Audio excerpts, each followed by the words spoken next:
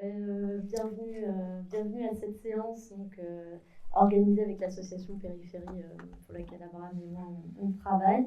Donc c'est une séance consacrée au travail de la matière sonore et musicale qui a été réalisée pour le film À vol d'oiseau de Clara Lacombe, avec donc Antoine Bélanger, le compositeur du film. Merci à tous les deux de vous prêter au jeu de cette séance et puis de nous présenter votre travail. Je précise que les extraits du film que vous verrez pendant cette séance ne sont pas mixés. Voilà.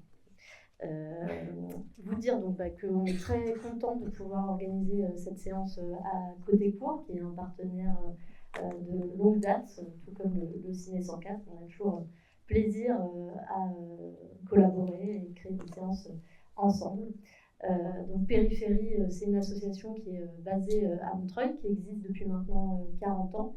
Et notre mission, c'est d'accompagner, de soutenir la création et la diffusion du cinéma documentaire à travers plusieurs actions. Et j'en profite aussi pour vous dire qu'il y a 2 autres séances où il y a des films accompagnés par Périphérie à Côté Court. Une qui a lieu tout à l'heure à 18h15 avec le film Alibaba, les photos de Luce Fournier, qui est produit par Le Grec et qu'on a accueilli en montage à Périphérie. Et également un film qui s'appelle La Relève, qui sera projeté vendredi à 16h15, un film de Karine Appet et Marin Morel. C'est une séance spéciale olympiade culturelle. Voilà, donc Périphérie, je disais, mène plusieurs actions pour le cinéma documentaire, et notamment on a un dispositif qu'on appelle Cinéaste en résidence, qui nous permet d'accueillir chaque année environ une dizaine de projets de films documentaires à l'étape du montage image. Donc c'est dans ce cadre-là qu'on a accueilli le film À vol d'oiseau de Clara Lacombe, qui est un film qui a été sélectionné par la commission, qui a eu lieu en décembre 2022. Et les premières semaines de montage ont eu lieu au printemps 2023. Donc, tu es venue, Clara, avec la monteuse du film, Julia Brenier-Caldera. Voilà. Jean-Baptiste Fribourg de la Société Les Apaches est producteur du film. Peut-être, Jean-Baptiste, tu veux bien nous dire un mot sur ta rencontre avec Clara, ce projet, et puis aussi quelles ont été les étapes de production sur lesquelles tu as suivi ce film, et peut-être où en est-on aujourd'hui. Merci Jean-Baptiste. Bonjour à toutes et tous. Alors ce film, dans le travail de la société, du produit de la Société des Apaches, il a un parcours un petit peu particulier, puisque avec Clara, on s'est rencontrés alors que le processus de production était déjà très engagé, et même que Clara avait déjà une société de production, en l'occurrence Silexu. Et ça distingue un peu, parce qu'habituellement, avec ma collègue Pauline Marion Mataillé, on a l'habitude de s'engager au tout début d'un projet, quand il y a vraiment encore une idée, un point de vue, et beaucoup de désirs surtout. Et puis on passe un temps très long à accompagner les auteurs, autrices avec qui on travaille sur la conception, l'écriture.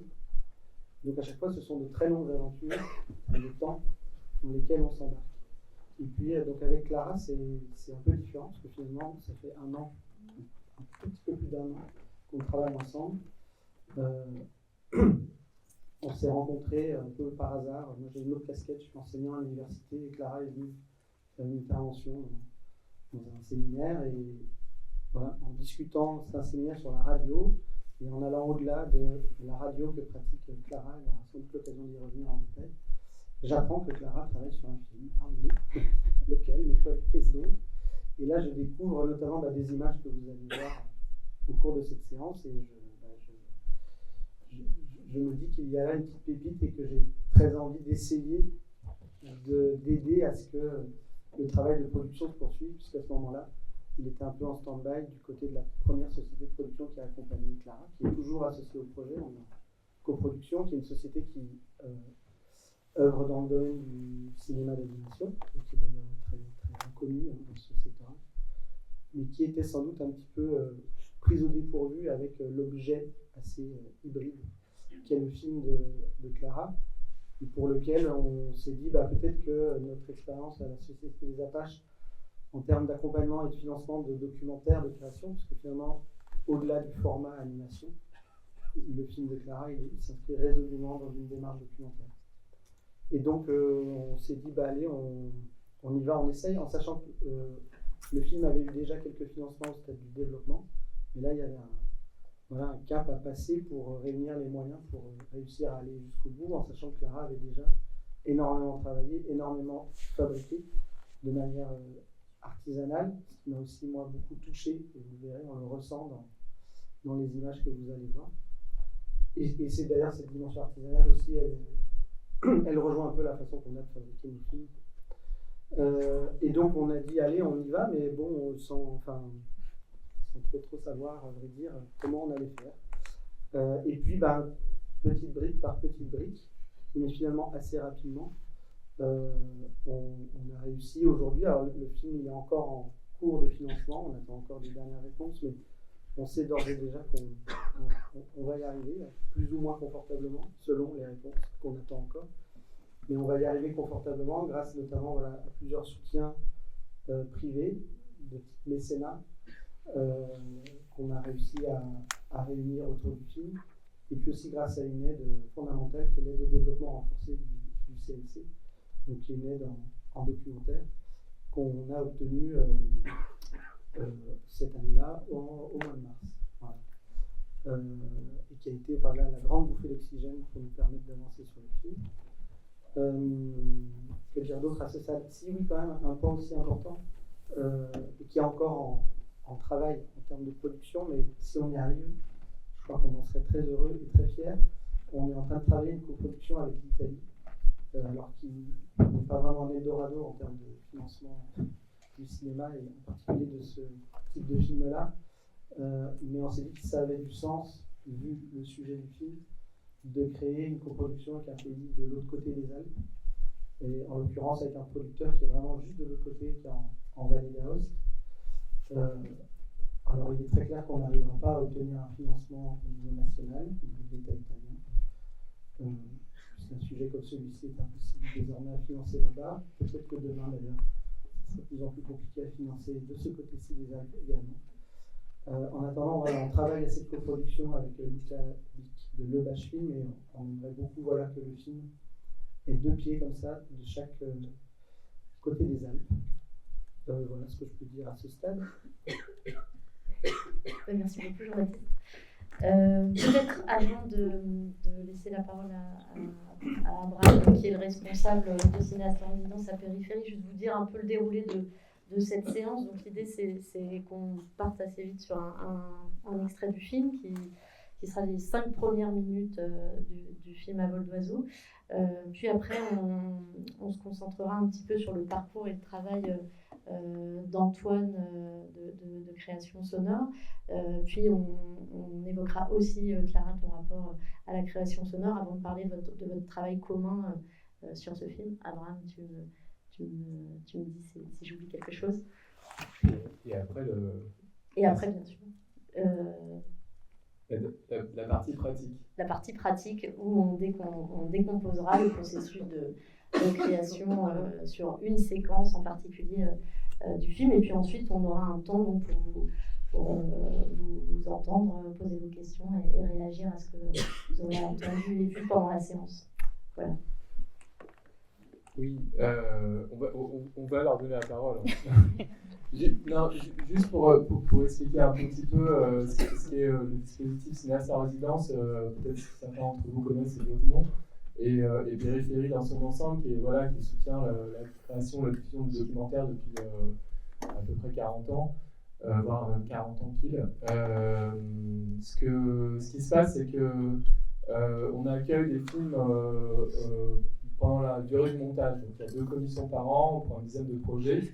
Et ce qui est important en fait pour nous, c'est vraiment d'être là tout du long du montage. Et donc du coup, Clara elle a postulé donc il y a effectivement 1 an et demi à cette commission, et le projet a été retenu. Et c'était un peu un défi aussi pour nous parce que on n'a pas l'habitude, on prend peu de courts-métrages. Mais ça nous arrive, mais c'est pas la majorité. C'est très rare qu'on prenne des films qui aient à voir avec l'animation, avec autant qu'ils soient aussi hybrides.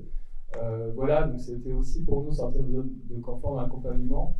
La la question, en fait, c'était aussi que souvent on dit que nous, on accompagne le temps de montage image, et que là, en fait, la question du son et de l'image était voilà, dans la narration, dans la construction même du film, était vraiment très liée depuis le début. Ça ne veut pas dire qu'ordinairement, on ne prend pas en compte la question sonore, mais c'est vrai que on n'a pas les moyens vraiment à périphérie, voilà, on a des stations de montage mais classiques. Et deuxièmement, oui, c'est pas directement notre domaine de compétence d'avoir comme ça une pensée très forte sur la question sonore. Mais là, avec le montage de ton film, Clara, c'était au cœur des enjeux. Et donc c'est ça aussi qui nous a plu. Voilà. Évidemment, ce qui nous a plu aussi, c'est le récit que Clara elle avait envie de faire de son film. Sachant que donc, le film en fait retrace, je peux le dire en 2 mots, et après voilà. tu veux le dire toi? Non, vas-y. Donc retrace le parcours d'exil d'Amadou Day, depuis la Guinée-Conakry jusqu'à la France et jusqu'à Grenoble précisément. Voilà. Et peut-être un petit mot, après on va revenir un peu sur peut-être un tout petit mot pour introduire le premier extrait qu'on va voir. Sachant que oui, un petit mot sur l'étape aussi du film, c'est qu'il reste donc quelques jours de montage. Donc tu es venu l'année dernière et un peu cette année en montage par petit bout, mais en vrai à périphérie, mais en vrai toi en profondeur, ça fait des années que tu travailles sur le film. À peu près 5, enfin tu me diras, mais à peu près 5 ans, c'est ça? Et voilà, je te laisse un peu introduire ça, et puis après on regardera un extrait, et après on repartira sur le fond. Eh ben, bonjour à toutes et à tous. Et ben, on va commencer par regarder le début du film qui n'est pas mixé. Il y a à peu près toutes les couleurs sonores et qui est surtout un bon moyen de commencer à comprendre comment est fabriqué le film, vu qu'il y a un paquet de strates différentes. Et bon, je pense qu'on peut en parler après, une fois qu'on sait voilà, que ça va être une histoire d'exil et de passage de frontières, racontée plutôt main dans la main avec la personne concernée. Je vais lancer l'extrait et après on commence à le décortiquer un tout petit peu ensemble après.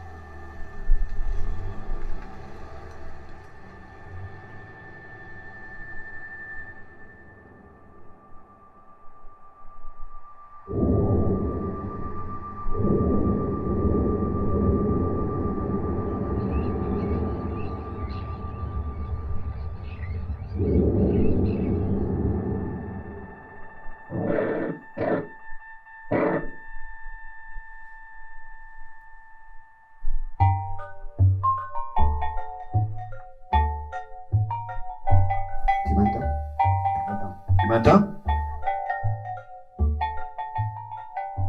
Tu vois, le cadre du film, c'est celui que j'ai dessiné là. Ouais. Donc tu peux vraiment prendre toute la place, quoi, de là à là. Là, il y a du rouge, il y a du orange. Et du coup, après, j'essaierai d'animer comme ça. Trop bien ça. Ah ouais, ok, d'accord.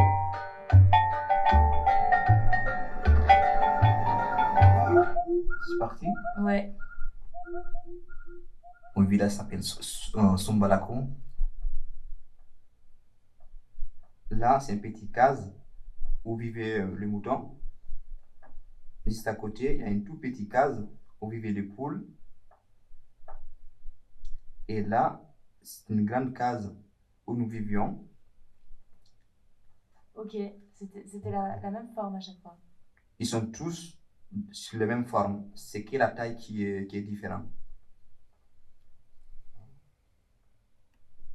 Et juste à côté, il y a une énorme manguier avec beaucoup de racines.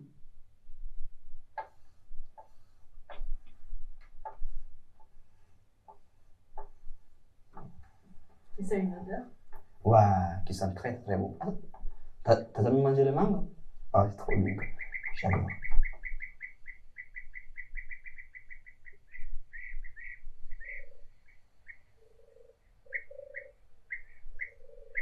Il y a aussi des citronniers vers tous les parties là aussi, parce que mon père il plantait beaucoup de choses, des arbres.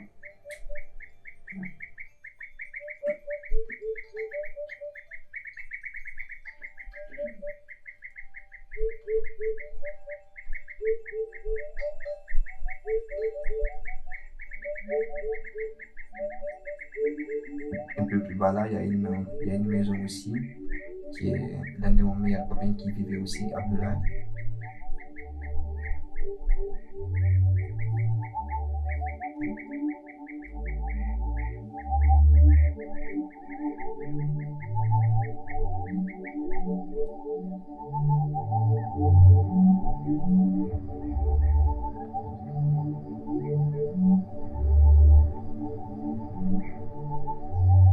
C'est quelque chose que je garde souvent comme souvenir. Le son du vent. Oui.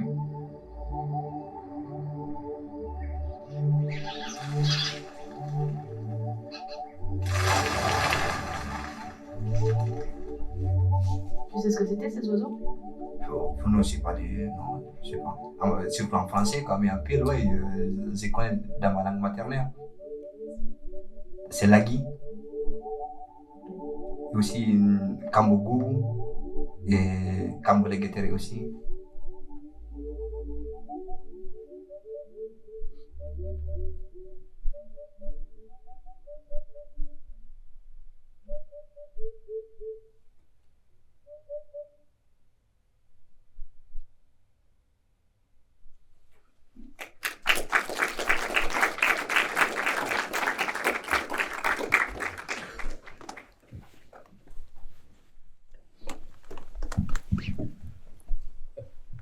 Oui, juste pour dire que le film va faire à peu près une demi-heure, c'est ça, hein, qui est prévu pour 30 minutes. Ouais.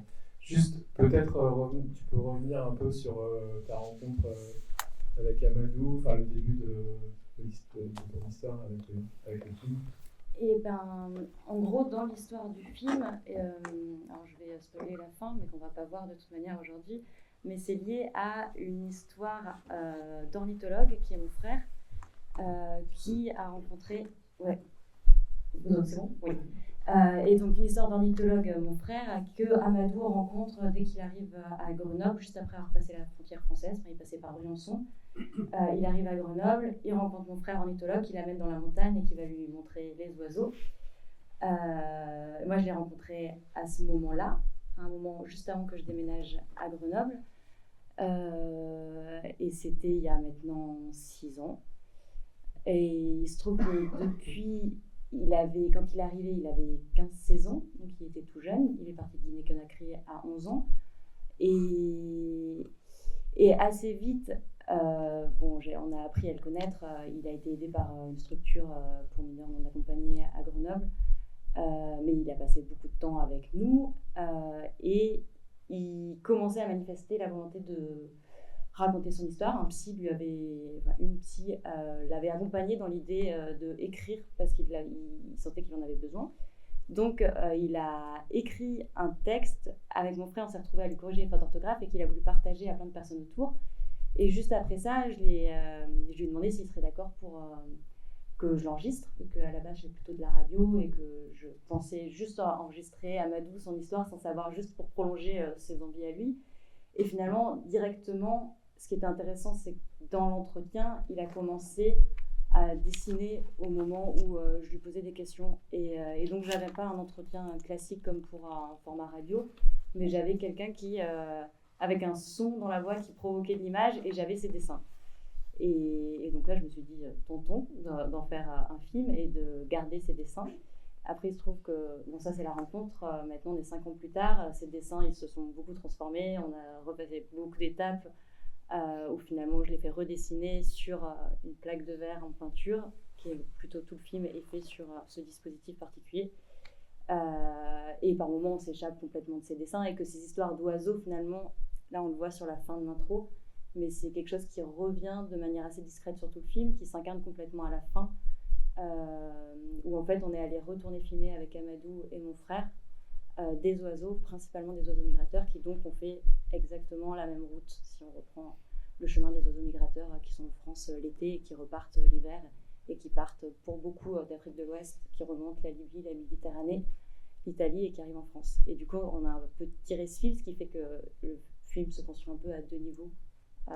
Voilà, je pense que j'ai fait une présentation très rapide et très globale, mais qui permet un peu de comprendre les différents niveaux du film. Super. Oui. Et en fait, si on en vient à cette question de... Il y a un mot que tu avais écrit dans ton dossier.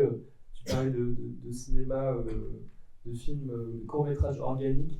En fait, bon, le mot organique, il peut être un peu pris comme quelque chose, un mot un peu tarte à la crème, je ne sais pas trop ce que ça veut dire, tout ça.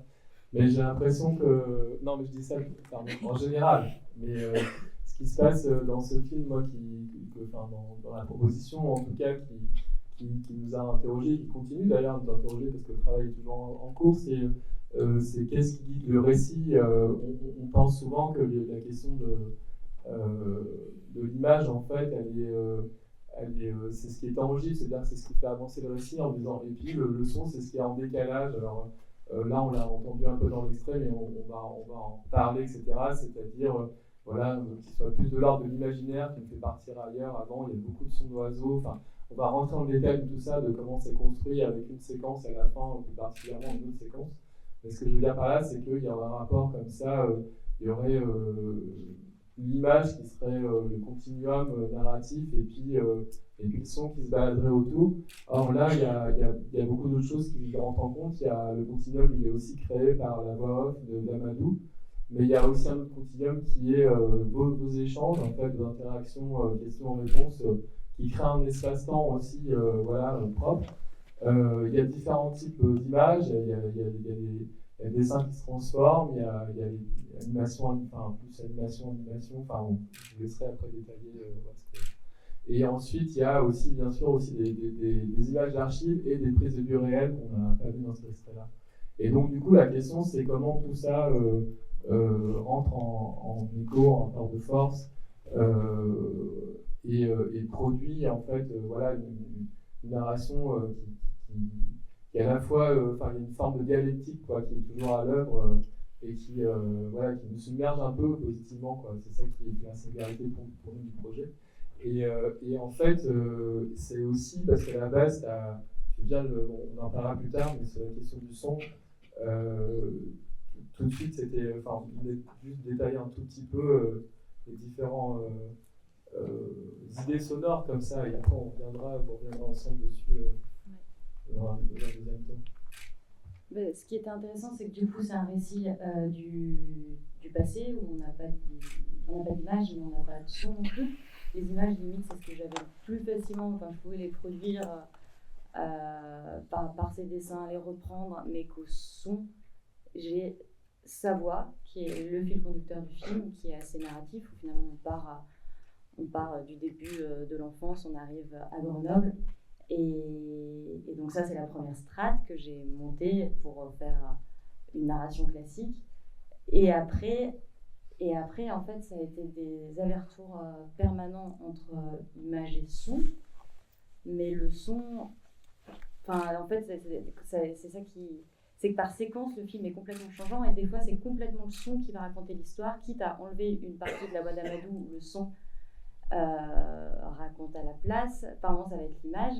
Et à chaque fois, il y a 2 niveaux de lecture entre des dessins d'Amadou qui vont être très descriptifs sur des espaces, par exemple l'enfant sur le bateau d'un Méditerranée, où finalement c'est une voix qui guide de manière très classique et souvent du coup au son quelque chose d'assez réaliste. Et par moments, on plonge complètement. Et là, souvent, c'est le son qui a guidé et après l'image qui est arrivée. Mais bon, ça a été changeant tout le temps.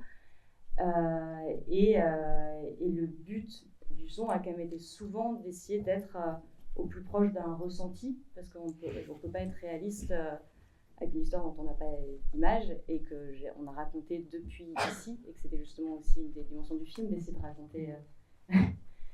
raconter d'ici. Et donc, sur ces sons-là, ça a été... peut-être, je ne sais pas si on commence à rentrer dans le travail purement sonore, mais j'ai fait une première passe, comme tout le film, autant l'image, le son, de traficoter, de bricoler beaucoup, et de chercher des matières sonores qui m'intéressaient.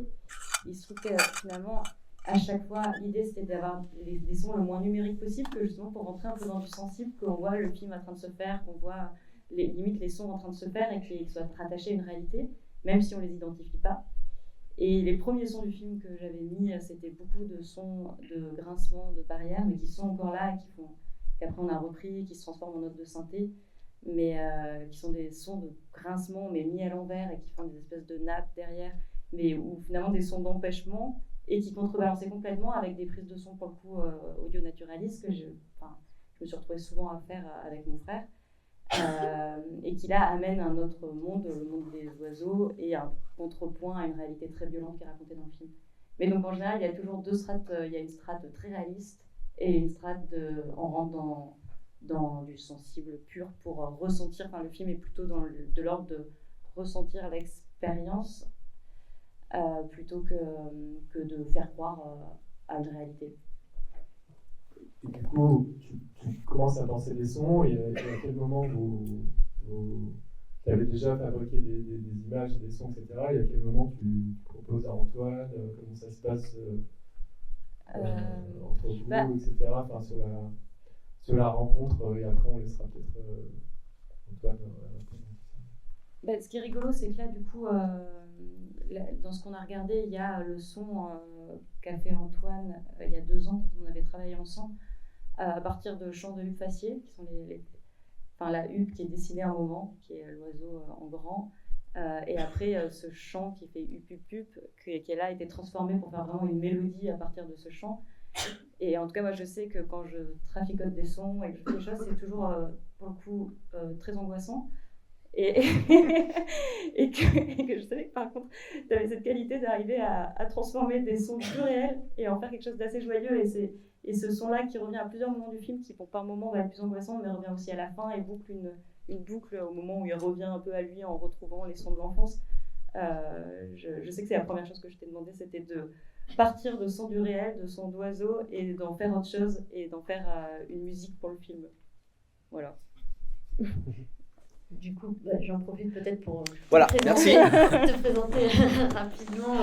Antoine, donc tu es artiste sonore, tu as travaillé sur différentes expositions, installations, performances d'art contemporain. Tu as composé plusieurs albums, dont le dernier qui s'intitule Depuis les cimes, dont tu nous feras écouter un morceau. Et tu as composé des musiques pour des films, et tu as travaillé, donc c'est la 2e fois que tu travailles avec Clara, et tu as également travaillé avec Marc Picavez et puis avec Vincent Pouplat.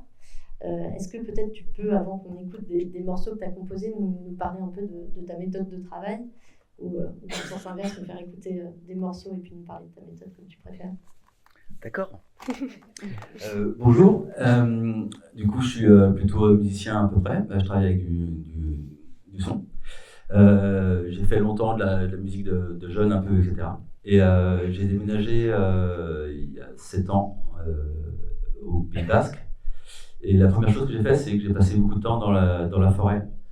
Je fais un petit break de synthé ou de guitare. Et du coup, j'ai passé mon temps à essayer de faire tous les chemins qui m'entouraient. C'est impossible. Mais du coup, j'ai commencé à écouter beaucoup le son qui m'entourait. Mon premier réflexe, je m'en souviens, c'est de me dire ouais, c'est vachement plus beau comme ça, sans l'enregistrer. Mais j'ai des défauts, donc j'ai commencé à l'enregistrer. et j'ai commencé à, du coup, beaucoup travailler sur le vent, parce qu'on entend beaucoup le vent quand même. Et dans le vent, j'ai commencé à écouter les oiseaux qui m'entouraient et à travailler avec. Tout ça pour dire que, à force d'enregistrer quand même les sons de la nature, je me demandais comment les enregistrer, comment les produire après, sur quel support les sortir. Et j'ai réfléchi, et je me disais que c'était quand même un peu idiot d'enregistrer des sons de la nature et de commencer à sortir ça sur des vinyles qui sont faits en pétrole, ou mettre ça sur des serveurs qui marchent grâce à du charbon, des choses comme ça. Donc j'ai commencé à réfléchir à faire des supports, à chercher des supports propres. Je crois que c'est impossible, mais on peut essayer petit à petit. Et par exemple, j'ai fait un premier vinyle recyclé, où une usine m'a gardé les chutes des autres vinyles. Je ne sais plus ce que c'était. Et ils les ont refondus, et du coup, ils ont fait mon disque avec ça. Et j'ai commencé, c'est le moment où je me déplace. Et du coup, après, j'ai commencé à bosser avec des cassettes. J'ai récupéré toutes les cassettes du village. Maintenant, les gens du village savent et ils m'en apportent petit à petit comme ça. Et je ne veux même pas prendre les cassettes de l'autre village d'à côté, vraiment pour le spectacle. Et du coup, j'enregistre des balades sonores ou des choses comme ça. Et du coup, je trie les cassettes, je les nettoie et je les vends dans le village. C'est un sacré boulot marketing. C'est quoi ton village? Sarre, S-A-R, ou Charles, en fait. Et donc, je fais des choses comme ça, et j'ai recommencé à faire des chansons petit à petit. Et au début, et du coup, après, j'ai sorti du coup un disque. J'ai récupéré des bracelets et des clés USB dans un colloque de salon de jardin à New York. Et j'ai fait des bijoux en argile avec de la terre que je récolte dans la forêt dessus. Et ça faisait un beau bijou avec l'album dessus. J'ai tout vendu en 24 heures. Il y en avait 12. Et voilà, et du coup, j'essaye aussi de faire des instruments propres, où j'achète tout d'occasion maintenant. Et l'album qui est en bracelet, par exemple, je l'avais fait du coup en terre moi-même. Et là, je suis en train de travailler sur un nouvel album où il n'y a que des sons d'oiseaux, justement, et ma propre voix. Je vais vous faire goûter un petit bout. Il sort en janvier prochain, donc c'est une sacrée excuse. C'est parti.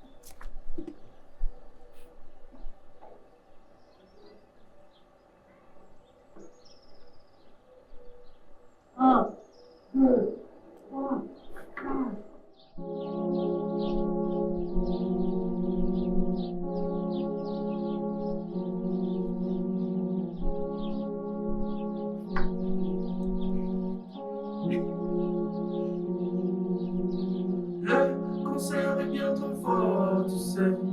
Et tu parles un peu trop fort aussi. Je comprends rien, c'est mort, tu sais. Je comprends rien, c'est mort. Les musées, c'est pour les morts aussi. Les musées, c'est pour les morts. Moi, je préfère aller dehors, tu sais. Je préfère aller dehors. C'est vachement plus beau, tu sais. C'est vachement plus beau. C'est vachement plus beau, tu sais. C'est vachement plus beau. Les villes c'est pour les sots, je vois bien. Les villes c'est pour les sots. Moi, je préfère aller là-haut, tu sais. Je préfère marcher là-haut. C'est vachement plus fort, tu sais. c'est vachement plus fort,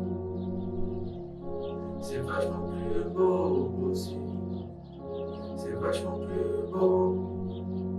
Et moi je chante un peu faux, t'entends, je chante un peu faux. Je préfère chanter des oiseaux, tu sais, je préfère chanter des oiseaux.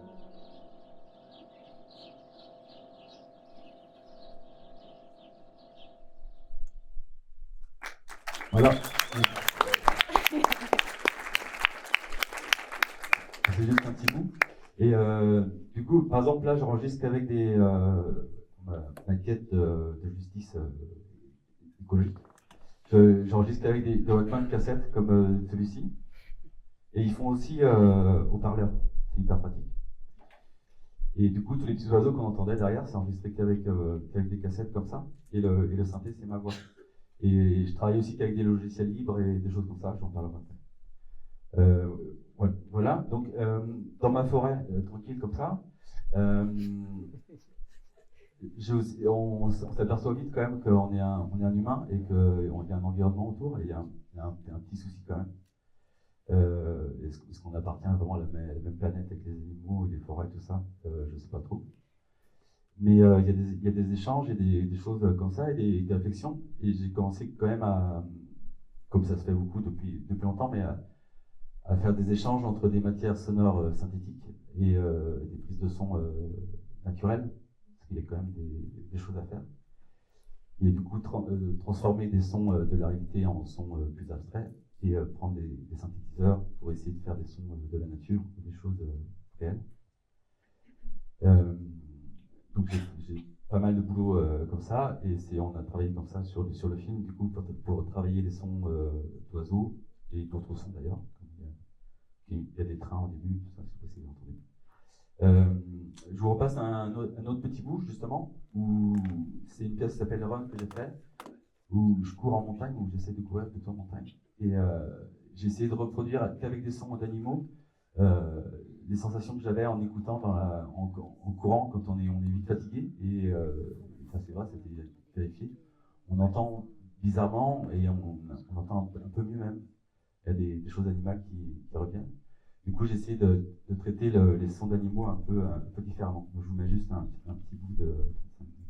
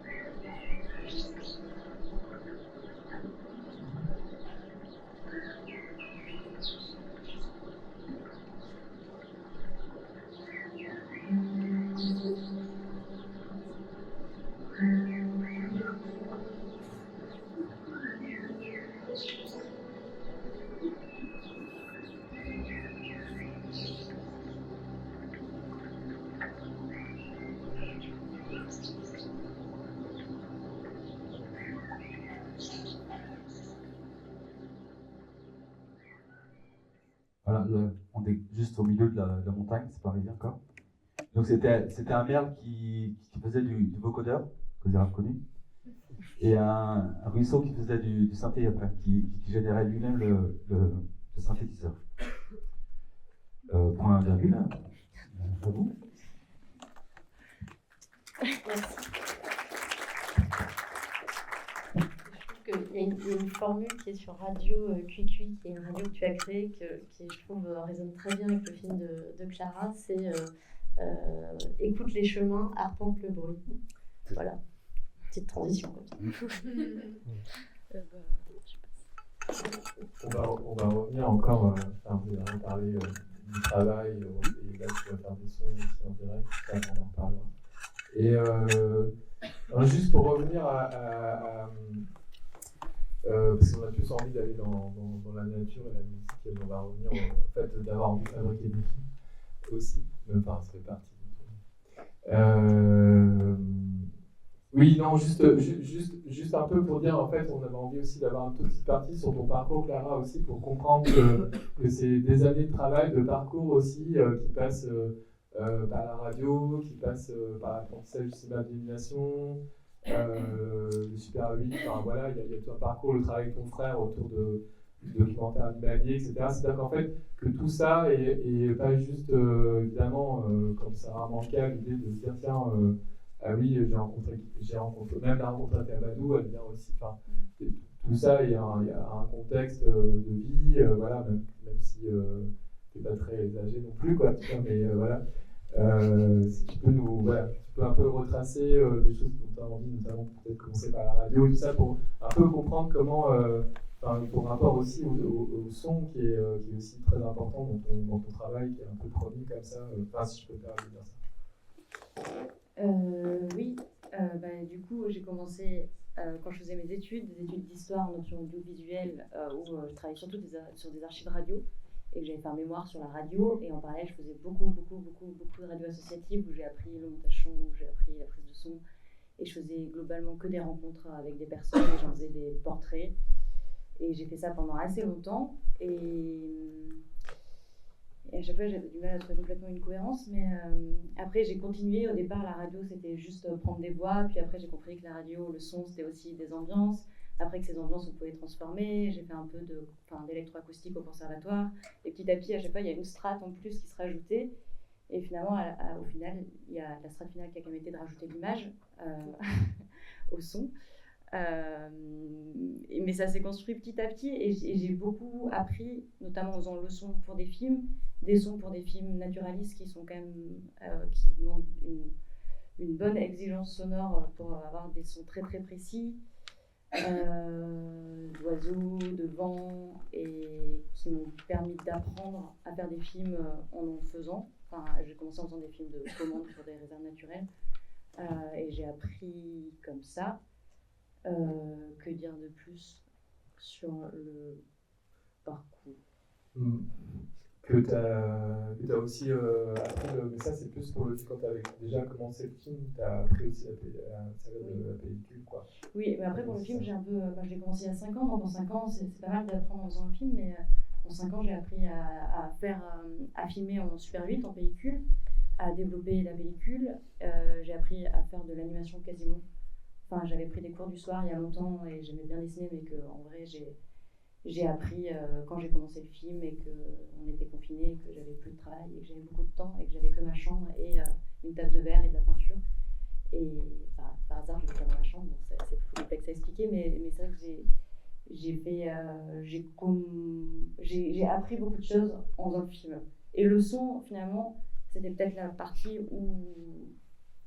que je maîtrisais le plus avant, alors que l'image, tout a été à inventer pour trouver la forme du film. Et c'était venu tout de suite, du coup. Quand tu dis t'as inventé, mais quand t'as rencontré avec Amadou, c'était très clair que vous aviez comme ça faire ces dessins ensemble ou après l'histoire du texte, hein. Enfin, ouais, mais une fois que tu l'avais enregistré au son, comment tu bascules entre l'enregistrement sonore et le reste? justement, le seul outil que j'avais à ce moment-là, c'était de la peinture, où je pouvais filmer mes dessins. On était confinés, du coup à ce moment-là, c'était pas de la pellicule au départ, j'ai commencé le film en récupérant que des archives de personnes, d'amateurs, d'oiseaux que j'allais glaner sur internet. Du coup, c'était la seule chose que j'avais à disposition. Et que les oiseaux, oui, ça fait partie de ce qui était dès le début. Je savais que je voulais les montrer d'une manière ou d'une autre et qu'ils pouvaient être en plus dans mon jardin à ce moment-là, donc c'était parfait. Et le style graphique du film, il s'est fait. Quand on va décortiquer un peu une séquence, qui est la séquence qui a demandé plus de travail sonore, qui est la séquence sur la Libye, quand on va décortiquer, je vais montrer un peu comment j'en arrive aux dessins finaux, mais que globalement, au départ, j'avais juste des dessins faits complètement à l'arrache par Amadou au moment où j'enregistrais, où il a pris les premières feuilles qu'il y a devant lui et il a pris un feutre, et c'est des dessins très simples, qui n'avaient aucune vocation à devenir un film, qui avait vocation forcément à être animé. Et après, je suis arrivée vers lui en lui proposant cette technique. Donc, ce qui est intéressant, c'est aussi que quand il est arrivé en France, il n'était jamais allé au cinéma, et que là, d'un seul coup, la première fois qu'il y est allé, c'était déjà assez incroyable. Et que là, je lui décortiquais qu'en fait, le cinéma, c'était image par image, que le fait de l'avoir amené à découvrir aussi comment fabriquer l'image, c'était aussi une petite aventure. Mais donc, globalement, j'ai appris en faisant. Après, c'est vrai que ce que je n'ai pas dit dans le parcours de son, c'est que maintenant, je fais quand même beaucoup moins de radio, mais je fais des gros projets radio, mais qui sont aussi arrivés dans la suite de la rencontre avec Amadou, parce qu'en fait, je connais pas, c'est pas forcément les questions de l'exil avant il y a 5 ans. Et que dans la suite, j'ai fait beaucoup d'ateliers dans des accueils de jour ou des centres d'hébergement d'urgence, notamment à Briançon, à Valence, à Grenoble. Dans la structure où a été accueilli Amadou, j'ai fait beaucoup d'ateliers radio et un peu pensé de la même manière que le film, dans l'idée de j'ai une palette d'outils, je les propose et de se laisser surprendre parce que les personnes veulent raconter et d'accompagner plus d'une manière purement formelle, de dire je pense que cette forme irait bien, ces outils iraient bien. Après, par contre, laisser les personnes s'en emparer et voir ce qu'elles veulent raconter. Et c'est vrai que même maintenant, je pense que c'est une grosse partie de mon année qui est quand même de faire des films ou de la radio dans des centres sociaux. C'est venu aussi après la rencontre avec Amadou et un peu la même démarche que le film. Oui, donc la rencontre avec Amadou, elle initiait plein de choses, quoi. Un film, des pratiques, du travail. Oui, c'est fou. Ouais. Oui, puis j'ai déménagé à Grenoble aussi. Mon frère y était, mais la seule personne que je connaissais, c'était Amadou aussi. Wow. Oui, ça.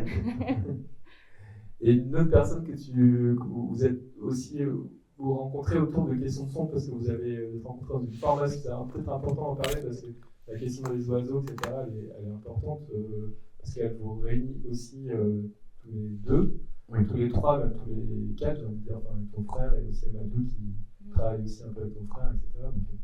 Donc voilà, mais peut-être sur votre début de collaboration, puis après on va passer à cette. Et puis peut-être aussi vous entendre avant de commencer à parler de la séquence, sur cette question des typologies de sons que vous avez distinguées, sur lesquelles travailler depuis le départ et approfondir. Mais peut-être d'abord sur votre rencontre et votre conception de l'enregistrement du travail sonore entre les oiseaux. On a un travail commun en fait sur le son et sur les oiseaux. Plus de son, c'est facilement à prendre. On a fait un workshop ensemble avec Fenergia, un workshop de Marc Danglars et Zidane des audios naturalistes. Et Zinedine Zidane des audios naturalistes. C'est pas facile à dire. Du coup, c'est une personne qui est très forte dans ce boulot-là. Et du coup, on s'est rencontrés là. Quoi dire d'autre? Est-ce que vous aviez des références communes peut-être aussi sur les audios naturalistes justement dont tu parles? Vas-y. En vrai, il n'y en a pas 15 000 en France non plus, donc oui, il y a 3 noms, mais est-ce qu'on a des références communes? Je sais pas. On n'en a pas trop parlé parce qu'on a un travail vraiment similaire dans le fond, la forme et la manière de faire. Donc c'est des choses. Tu m'as invité sur un premier film où je faisais plus de la musique que le travail qu'on a fait ensemble ici. Du coup, c'était complètement normal. On n'a pas trop réfléchi. Oui, mais c'est vrai que du coup, c'est quand même important. On a déjà fait un film Oui. où tu as fait la musique sur les images qu'avait fait mon frère, et moi j'avais un film que j'ai réalisé avec mon frère où j'ai fait la prise de son, et toi t'as fait la musique. Quoi. Et qui était aussi un film très naturaliste avec des histoires de chouettes chevêchettes et de blaireaux. Est-ce qu'on montre? Bah, on va mettre un extrait du coup. Du coup, c'était un film de commande, donc ça vraiment mais rien à voir avec le film dont on parle aujourd'hui, mais qui permet quand même de voir un travail qu'on a fait ensemble sur complètement une autre thématique. Alors, il faut monter. Ah, mais c'est parti.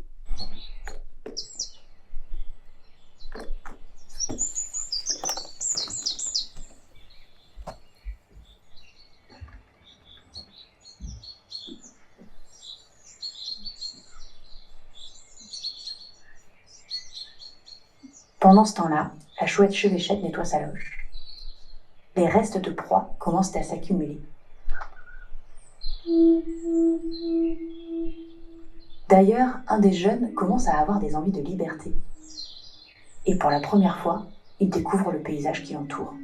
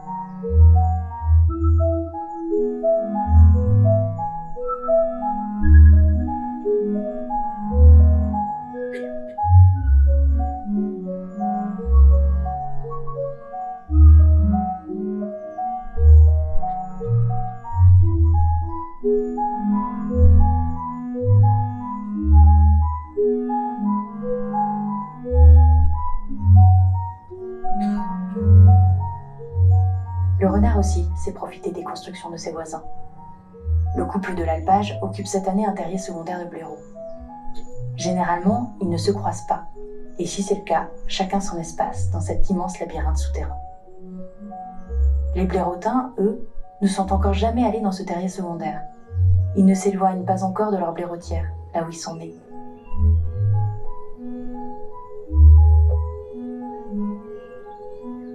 Et quand ils sortent, c'est pour des jeux, répliques en miniature des interactions des adultes.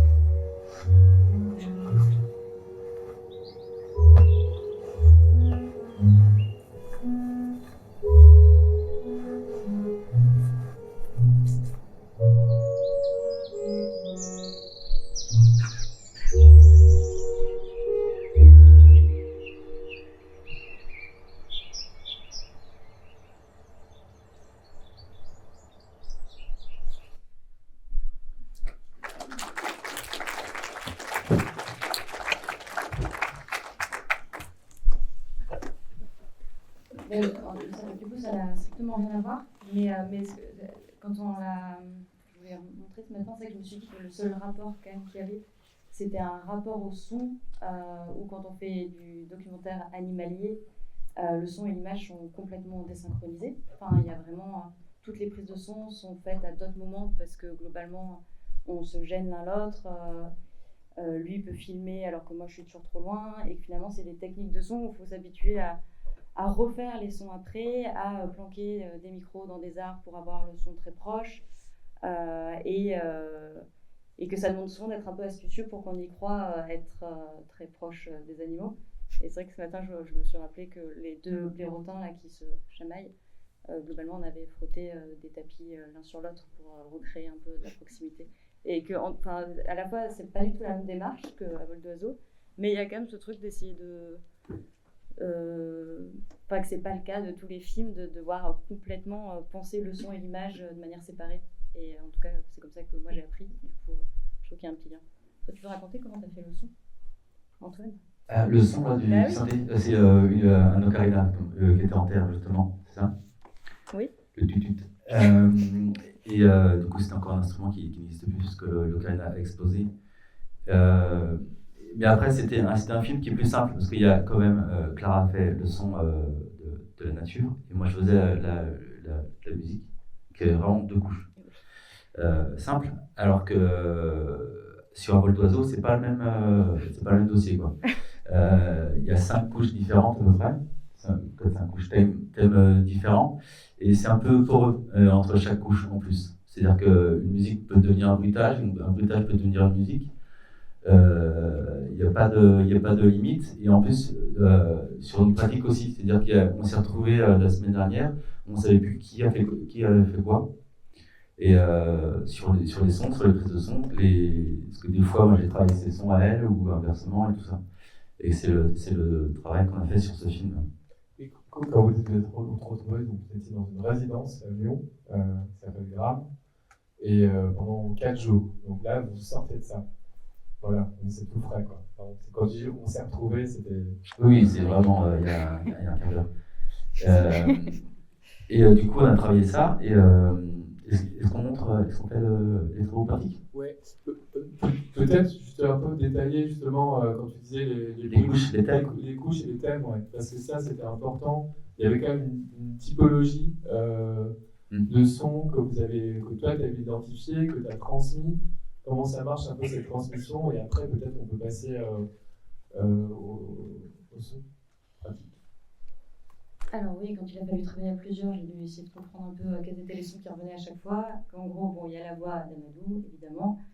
Après, il y avait tous les éléments naturels, plutôt d'ambiance, mais genre le vent, la mer, mais qui sont transformés. Enfin, peut-être qu'on verra tout à l'heure un peu comment on a fait ça. Le chant des oiseaux, donc j'en ai déjà parlé. Tous les sons plus percussifs, plus les sons d'empêchement. Alors c'est soit au xylophone de tes fils, soit ces sons de barrière. Et après, on en a créé un peu une nouvelle qui était toujours un peu là dans le film, mais qui n'était pas présente, qui est présente à l'image, mais c'est tout ce qui est son de bugs techniques. Tous les sons où en fait on n'arrive pas à raconter, que c'est irracontable, et assumer que même nos machines, elles n'arriveront pas à raconter. Du coup, à l'image, on a beaucoup de pellicules de la pellicule abîmée, des échecs en fait de développement. Et au son, on s'est retrouvé à travailler plein de sons de bugs électroniques. Mais du coup, la seule constante, c'est vraiment autant à l'image qu'au son, c'est ne pas sonner numérique, que le côté artisanal s'entende à toutes les étapes, et que ça ne suit. J'ai oublié quelque chose ou pas? Non. Quand tu dis les trains. Quand tu dis oui, les moteurs, ouais. Les moteurs, ouais. Les moteurs, les trains. Et quand tu dis son empêché, c'est un truc que tu transmets comme ça à Antoine. Comment, ça veut dire quoi pour toi, par exemple? Pas en 2 mots, mais... Je te transmets ça comment? Peut-être. Est-ce que c'est rattaché à des moments précis dans le film aussi, peut-être? Peut-être on en parle après l'extrait, si tu veux. Après le travail qu'on va faire, maintenant. Ça, oui, on va rentrer dans le détail de son. Oui, c'est vrai que j'ai pas parlé non plus. Moi, je vais en parler un peu en essayant de refaire un son qu'elle m'a demandé. Bon, c'est un peu fâché. Mais parce que c'est... elle, des fois, elle ne sait pas le son qu'elle veut. Elle sait, mais à expliquer, c'est compliqué. Quand c'est abstrait, c'est pas, ne demande pas une musique de cow-boy, quoi. Et du coup, elle me donne une impression, une couleur. Et moi, il faut que je comprenne ce qu'elle dit, déjà. Il faut que j'y arrive. Et des fois, elle veut pas ce qu'elle me dit. Elle veut autre chose qu'elle a en tête. Donc, c'est à moi de décrypter ce qu'elle veut vraiment. Donc, c'est un échange constant entre des choses dont on n'est pas sûr. Et avec des matières, c'est pas un morceau à la guitare, quoi. Donc, c'est une recherche, c'est beaucoup de travail de communication, quand même, et d'explication avec des choses abstraites, qui est le son. C'est pas facile à faire, quoi. Quand on prend une photo essayé de faire le son qu'on appelle de la mosquée, je sais plus pourquoi. Ouais, vas-y. Du coup, il y a une scène qui se passe un peu dans une mosquée où il y a un chant de prière. Il y avait ça au début comme repère. Et du coup, Clara m'a demandé un autre son pour mettre pas dessus. Et c'est pas facile, déjà parce que je vais pas rentrer dans les détails de musique, mais les musiques occidentales ne sont pas faites de la même manière que les musiques orientales, c'est pas les mêmes notes. Et donc, avec un synthétiseur, c'est compliqué parce qu'il y a des notes sur un synthétiseur et qu'il ne faut pas les mêmes notes. Donc, en Orient, au lieu d'avoir autant de touches que ça, il y en aurait jusque-là à peu près. Et nous-mêmes, on les entend pas forcément. Ça dépend de l'éducation de l'oreille. Du coup, j'ai essayé de faire un truc pareil. Ça, si vous connaissez, ça c'est un synthétiseur, pour ceux qui ne savent pas. C'est une réplique de synthétiseur qui a été faite dans les années 70 au Japon. C'est des petits synthés qui ont été faits pour les écoliers, pour qu'ils apprennent à faire des sons de train, de flûte, ou etc. Le professeur en avait un grand comme ça. Il fallait que vous voyez un chant, une prière chantée, à peu près ce que ça fait.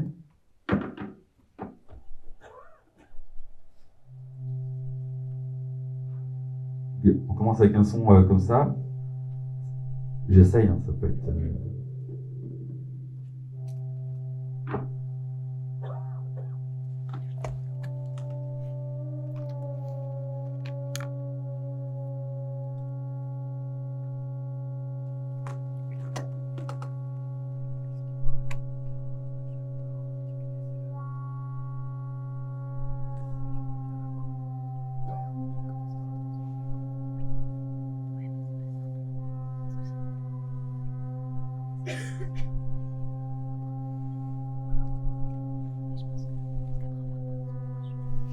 Voilà, donc ça c'est juste un petit détail, mais c'était juste pour parler aussi de communication. Quand pas de ça, ne m'écoute pas. Et autrement, là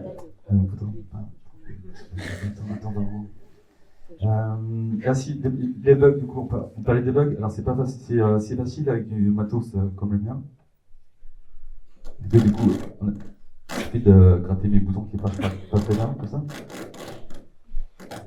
Et je l'ai fait un peu plus fort pour le film, ça casse un peu le matériel, donc je vais pas casser le matériel du cinéma. Je vais rentrer chez moi peinard. Mais du coup, il suffit d'avoir des petits jacks comme ça.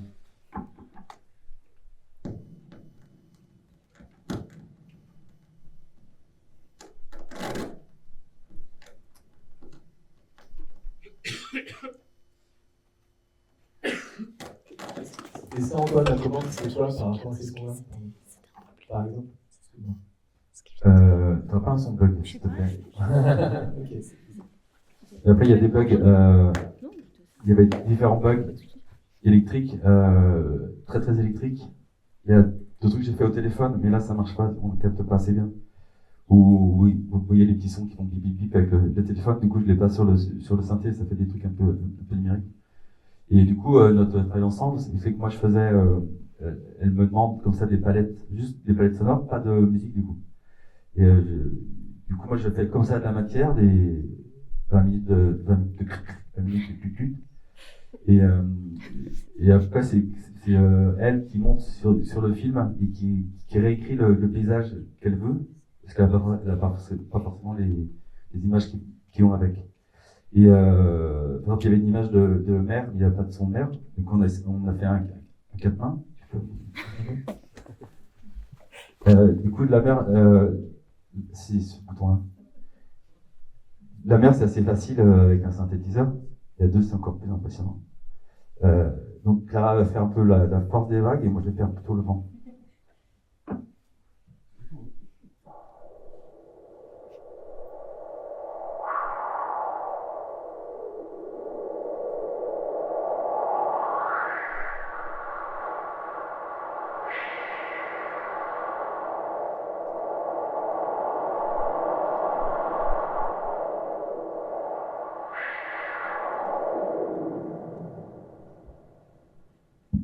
Voilà, c'est pas impressionnant, mais ça marche en vrai.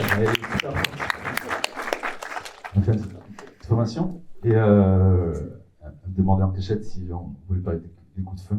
Mais vous voulez des coups de feu qui ne ressemblent pas à des coups de feu, ça fait partie des communications quand vous bossez avec un réal. Donc j'ai réussi. Je l'ai fait avec ça, un escalier et 2 planches.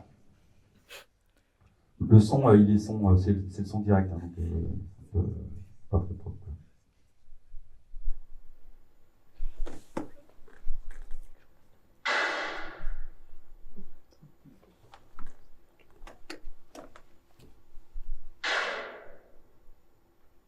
Voilà, on y croit. Il y a les voisins qui sont descendus dans l'escalier à ce moment-là. C'est particulier. Bon, là, c'est le son qui sort du Walkman. Hein. C'est pas, il faut l'entraîner un peu. Je finis enfin par les oiseaux. Donc, sur tout le film, il y a des oiseaux, mais il fallait que je les transforme pour les rendre plus dans des rêves ou dans des cauchemars, pour sortir de la réalité un peu. Il y a des sons d'oiseaux de Clara qui sont directs. Et du coup, moi, j'ai retravaillé des sons de manière un peu différente. Voilà. Donc, je travaille avec Super Collider pour les choses un peu techniques. C'est un logiciel de code libre, donc gratuit et open source. Il y a à peu près toutes ces choses-là. C'est-à-dire que si vous le voulez, vous me donnez une clé, je vous le donne, quoi. Et du coup, ça me permet de faire ce qu'on veut en programmation. Du coup, ça marche de temps en temps. Ça, c'est une base de synthé granulaire. Pour les trucs un peu techniques, un synthé granulaire, en gros, ça prend un son comme ça. Et la barre de play, si vous voulez, elle peut faire un peu n'importe quoi dedans.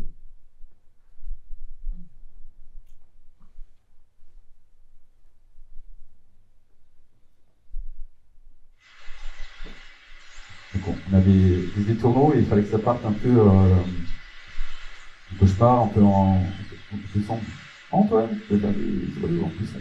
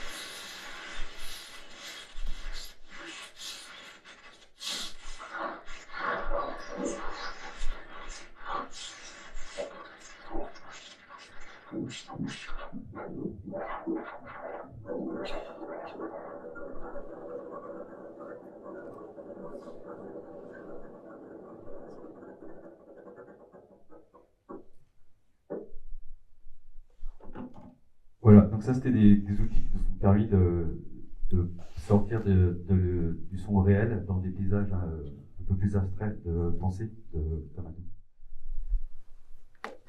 Voilà. Merci. Alors évidemment, ces commandes, ces sons, ils ont un sens aussi particulier par rapport à notamment une séquence particulière.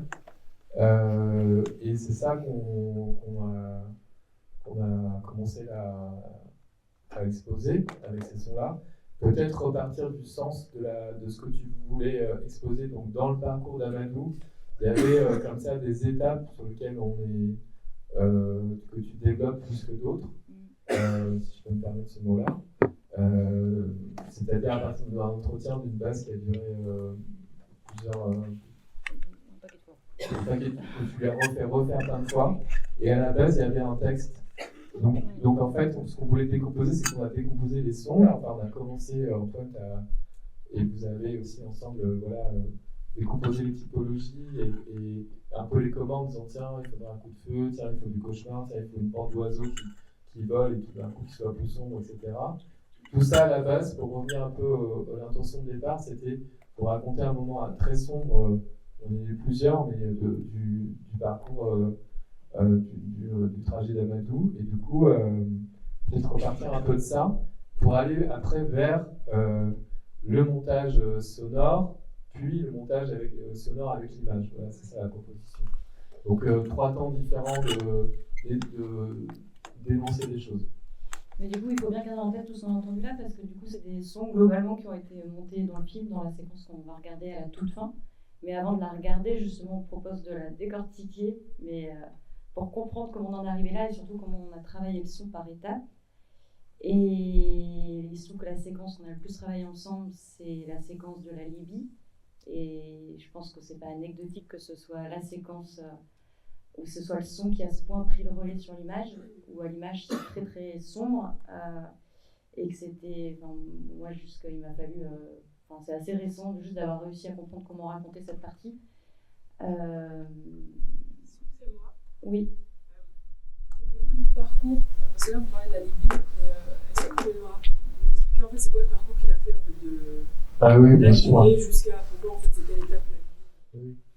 Et Guinée-Conakry, Burkina, Mali, Niger, Libye, traversé de la Méditerranée. Il est arrivé en Sicile et il a remonté la Sicile et il a traversé depuis Clavière, la frontière, jusqu'à Briançon. Et après c'est l'histoire du film. C'est vrai que je passe un peu vite sur le détail. Mais ça te va ou tu voudrais plus de détails? Oui, ça. Oui, complètement, parce que là, du coup, j'isole complètement une séquence, mais il faut savoir que globalement, dans le film, il y a la première séquence, c'est l'enfance. Après, il y a la traversée des frontières en Afrique, comment elle se matérialise, traversée du désert, la grosse séquence de la Libye, qui est, alors là, c'est la première partie, mais qui est quand même plus longue.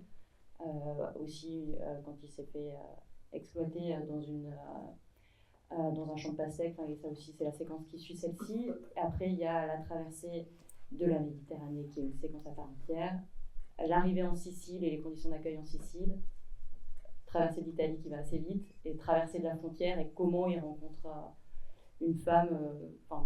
C'est assez... voilà. En 30 minutes c'est déjà assez fou d'arriver à... Mais ça va au pas de course quand même, pour réussir à raconter un trajet qui a duré 3 ans. Oui, c'est ça. Ouais. Il a 13 ans, c'est ça? Il a 11-12 ans, il arrive vers 15-16. Ouais. Okay. Donc oui, c'est quand même... C'est vrai qu'on va un peu vite sur l'histoire pour décortiquer le son, alors que l'histoire est un sujet en soi.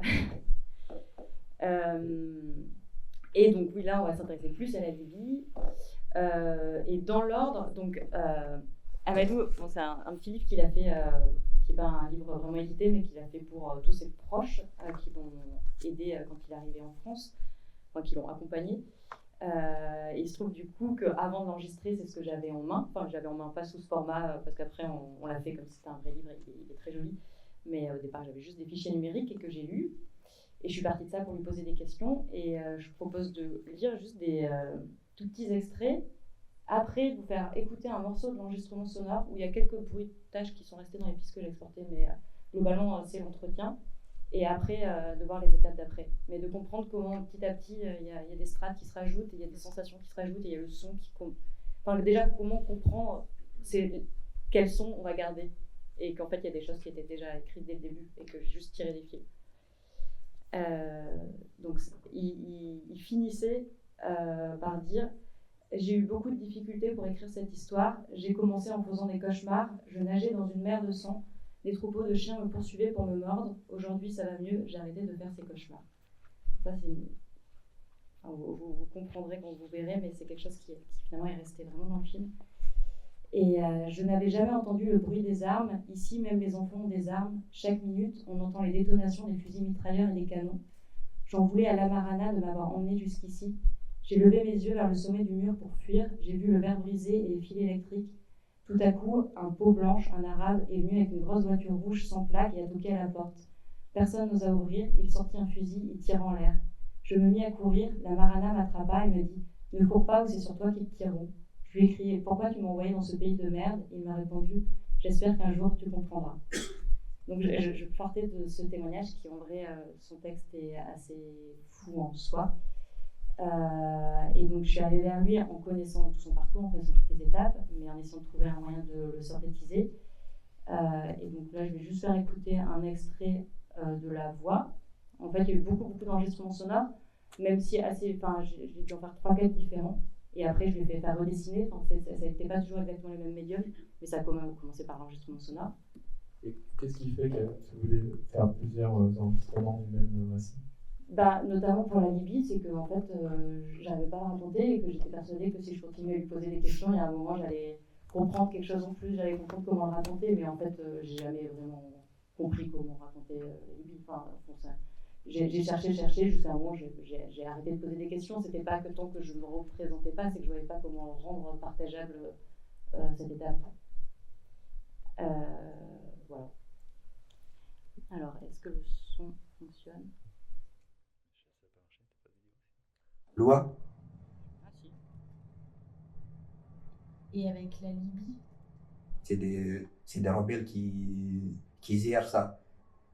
Les frontières, elle est complètement gâtée, quoi. Tu payes tout. Okay. Chacun a sa propre quartier. Chaque étape, on changeait de voiture. Dès qu'on quitte dans une ville pour arriver à une autre ville, le chauffeur, il arrête. C'est une autre chauffeur qui venait aussi avec sa propre voiture pour nous prendre, envoyer dans une autre ville aussi. Depuis que Kadhafi est mort, toutes les villes sont divisées avec des parties.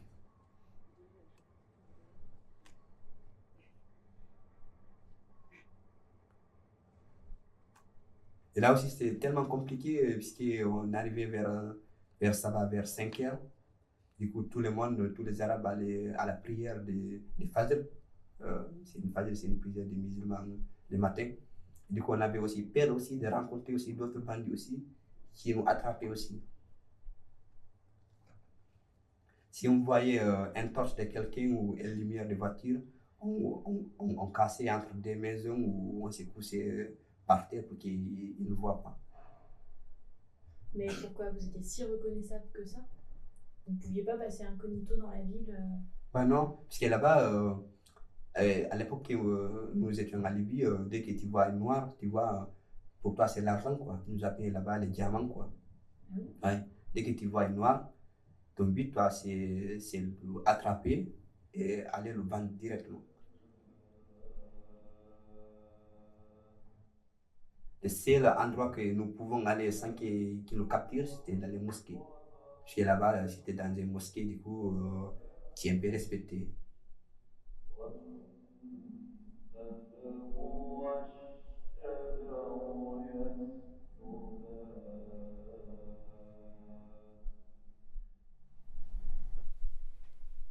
Donc voilà, ça c'est un extrait du tout premier.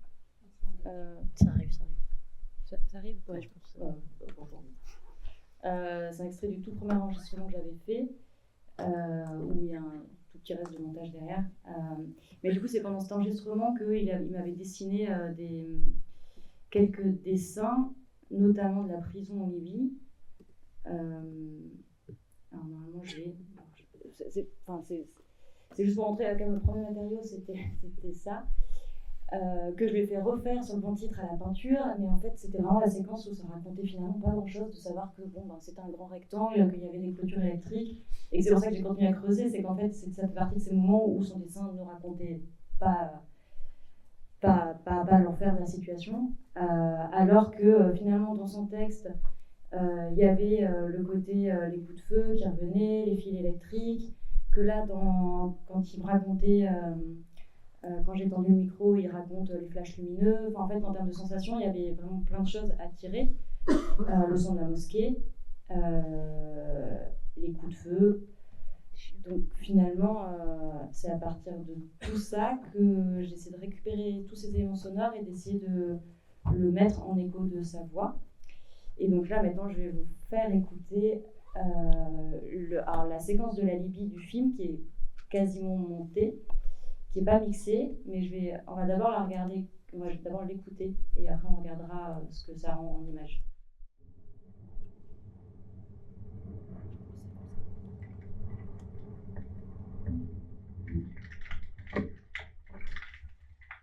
pour rentrer en Libye, les frontières, elle est complètement gâtée, quoi. Maintenant, c'est des rebelles qui gèrent ça. Ok. Chacun a sa propre quartier. Et ouais, c'est trop compliqué.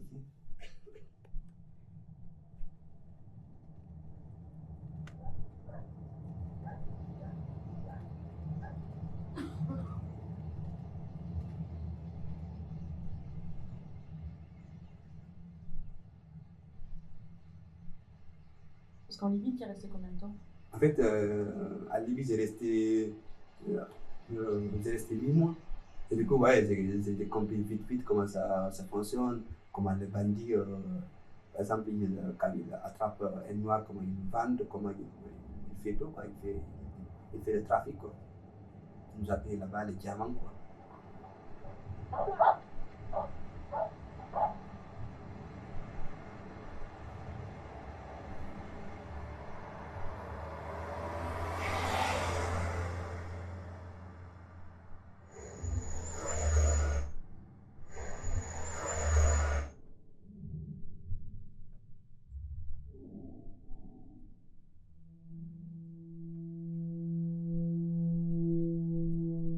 Le seul endroit que nous pouvons aller sans qu'ils nous capturent, c'était dans les mosquées. Chez là-bas, c'était dans une mosquée, du coup, tu es un peu respecté.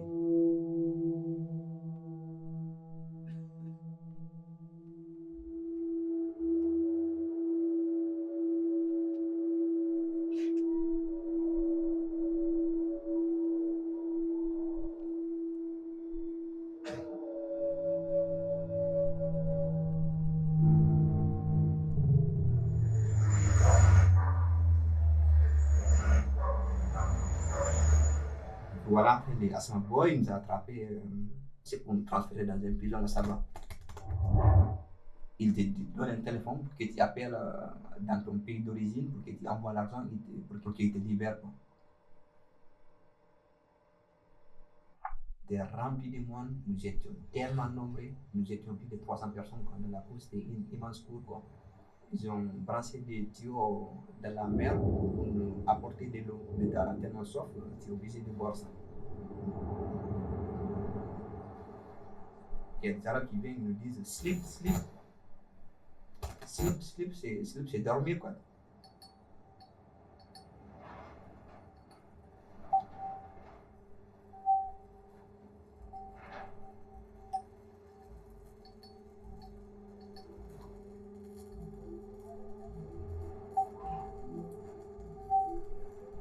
J'étais moitié fou. Sleep, sleep, sleep, sleep.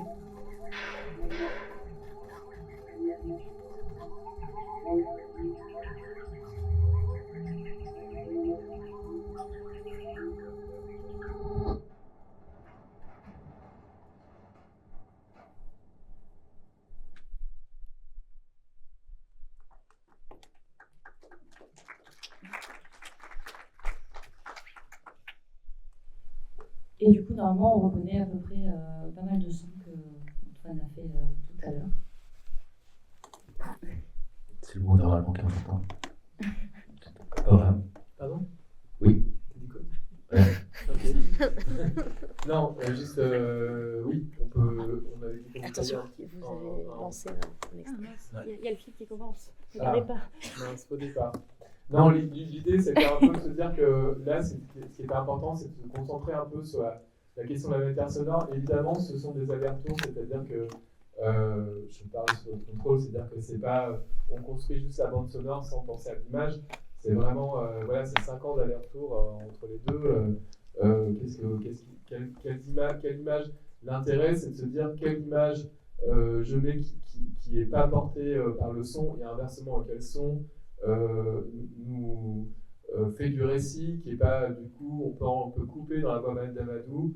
Par exemple, là, on ne parle plus des chiens directement, mais on les entend, etc. Enfin, voilà, donc c'est cette espèce d'aller-retour de qu'est-ce qui va passer, en fait, qu'est-ce qui va t'exprimer, alors, directement, et qu'est-ce qui est porté par l'image, porté par le son. Donc, on avait envie, pour qu'on entende aussi bien, parce que dès qu'il y a une image, elle domine un peu comme ça, là, on a envie comme ça d'entendre les différentes nappes, et je crois qu'on a reconnu, vous avez reconnu les sons d'Antoine, donc on va faire un quiz après pour savoir si vous avez bien retenu. Est-ce que vous voulez dire un petit mot avant de passer donc à la séquence finale avec l'image et le son? Comme ça, on aura eu toutes les étapes. Et après, on fera une série de questions, réponses, remarques, observations, enfin voilà, avec vous, pour finir la séance. Est-ce que ça va? Ouais.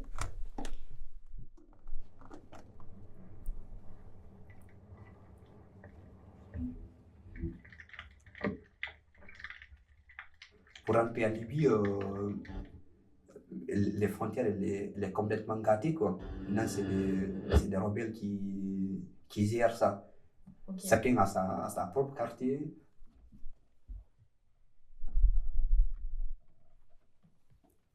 Et ouais, c'est trop compliqué.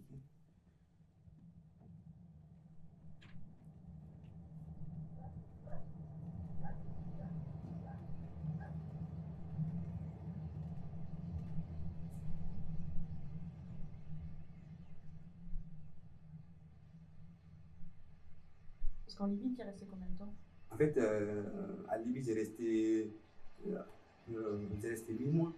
Et du coup, ouais, j'ai compris vite comment ça fonctionne, comment les bandits, par exemple, quand ils attrapent un noir, comment ils le vendent, comment il fait tout, quoi. Il fait le trafic, quoi. Ils nous appellent là-bas les diamants, quoi.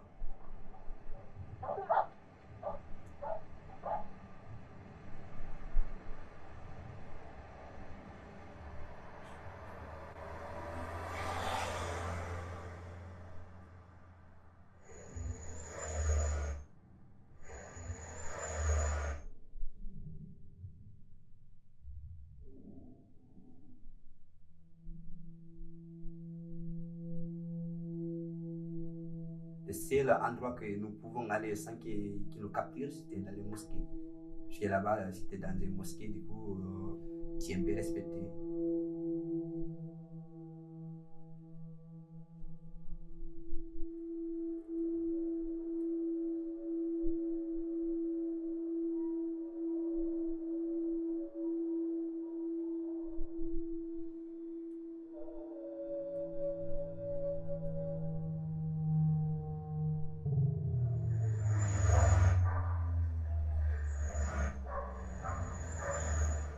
Voilà, après les Asma Boy, ils nous ont attrapés, c'est pour nous transférer dans une prison à Sabah.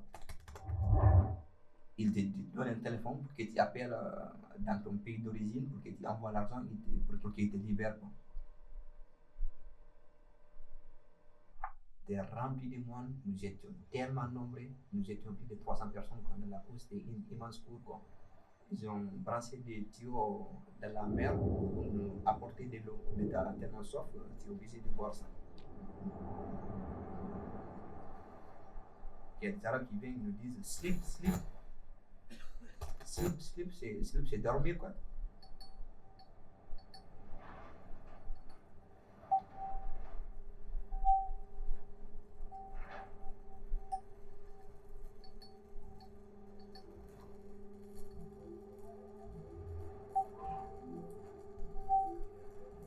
J'étais moitié fou. Sleep, sleep, sleep, sleep.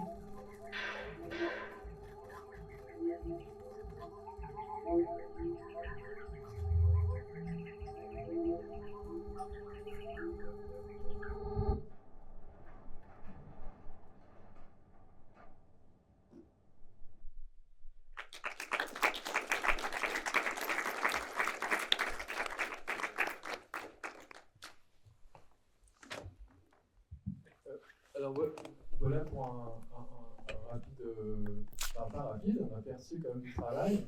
Merci beaucoup. Juste dire que évidemment il y aurait aussi plein de choses à dire sur l'animation. C'était pas du tout l'objet de la séance là, mais voilà sur les techniques d'animation, etc. Pas encore un sujet, mais si vous avez des questions plus là-dessus, je pense que Clara peut répondre.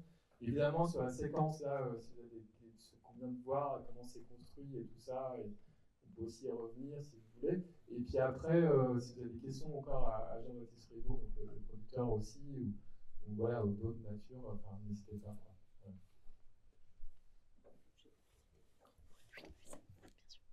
Oui.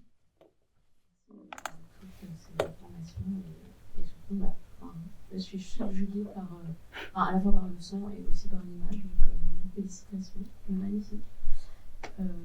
Et donc par rapport à la construction de l'animation, désolée, vous avez je pense, largement répondu à mes interrogations en matière sonore, donc du coup là j'ai une question d'un point de vue de l'image, c'est est-ce que tu fais tout toute seule et notamment le montage? J'essaie de voir là comme ça, j'ai une autre question qui est reliée à l'animation, mais bon, ma principale c'est ça, est-ce que tu fais tout toute seule? Parce que je trouve ça hyper impressionnant. J'ai commencé tout toute seule. Depuis 1 an, je commence à être entourée, ce qui est bien. Mais non, l'animation, je l'ai faite en grosse partie toute seule et certaines séquences, j'ai une amie qui m'a aidée pendant 2 semaines. Donc à chaque fois, je teste jusqu'à mes limites et par un moment, j'ai des gens qui m'accompagnent et le montage, pareil. En fait, j'ai monté en continu depuis. Enfin, j'ai fabriqué les images, je les ai montées, j'ai mis le son, enfin, genre tout s'est fait tout le temps. Mais depuis l'an dernier, on a fait. En fait, par un concours de circonstances, on a commencé avec Julia, la monteuse, dès les premières images, elle a déjà été dans le projet et elle faisait un exercice de montage pour son école et elle s'est retrouvée à monter quand même des images de mon film. Donc elle a été là au début, après il y a eu 3-4 ans qui sont passés et depuis l'année dernière, elle reprend les images en main et elle reprend tout ce que je modifie tout le temps et elle vient préciser les intentions. Je fais de l'énorme dégrossissage tout le temps. Mais à la fin, voilà, à l'image, il y a une monteuse qui travaille et avec qui on va finir 2-3 jours encore pour finir complètement. Voilà. Merci. Et donc là, tu dirais qu'il y a eu à peu près combien de jours de montage où elle t'a aidé? De montage, l'an dernier, on a fait 1 semaine à Périphérie et cette année 2. Donc 3 semaines, et si on compte le début, un peu plus. Mais le début, c'était presque un autre film. Mais en tout cas, c'est ce qui a permis de lancer la réflexion. Mais de montage pur et dur, dans des conditions de montage toutes les 2, tous les jours, que sur cette phase-là, c'est 3 semaines. D'accord. Et c'est ma première question. Et donc, toi, ça fait 5 ans. Enfin, sur ces 5 ans où tu fais de l'image, si ça fait 5 ans que tu fais de l'image, combien de temps tu dirais que tu as monté C'était la question qu'Abraham me demandait au tout début et j'étais incapable de dire vu que tout se mélange tout le temps et que dans la même journée, il y a le matin. En général, si je fais des séquences d'animation, je vais direct les monter l'après-midi, donc ça va être une après-midi par-ci par-là. Mais je sais pas. Il faudrait que première calcule le nombre d'heures passées dessus, mais je pense que j'ai réfléchi le film en montant en permanence, donc ça serait beaucoup. Tu parlais de 3 mois par an en temps effectif en Oui. moyenne. Enfin, 3 mois de travail sur le film par an depuis 5 ans, enfin, c'est pas du tout 5 années à faire que ça. Ouais. Non, il faut gagner des sous. Voilà, du coup, je pense que j'ai réussi à consacrer 3 mois par an depuis 5 ans là-dessus, et cette année un peu plus.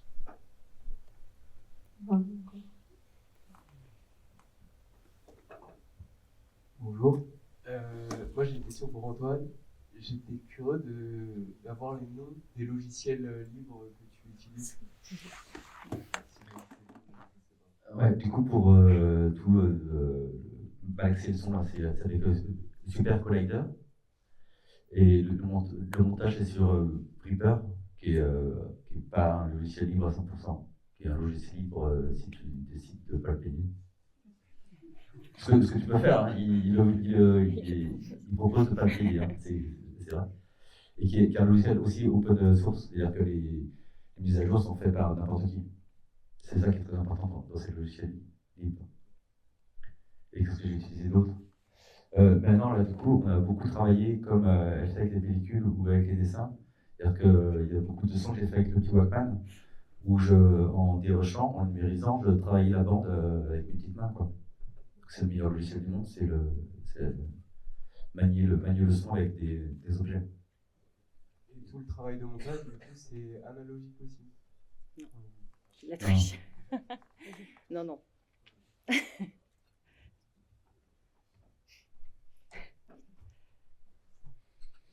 D'autres questions?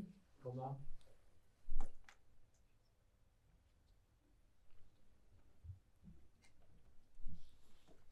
Bravo, c'est vraiment super impressionnant, j'ai hâte de le voir. Vous êtes allé tourner du coup en Libye, là, les images qu'on voit tourner en Super 8, elles sont de là-bas ou pas du tout? Non, le principe du film c'était de le raconter depuis ici, avec lui ici, et que même toute la fabrication du film, on m'entend réagir avec Amadou, on entend qu'on fabrique ensemble et qu'on fabrique ensemble en France. Enfin, maintenant il habite en France.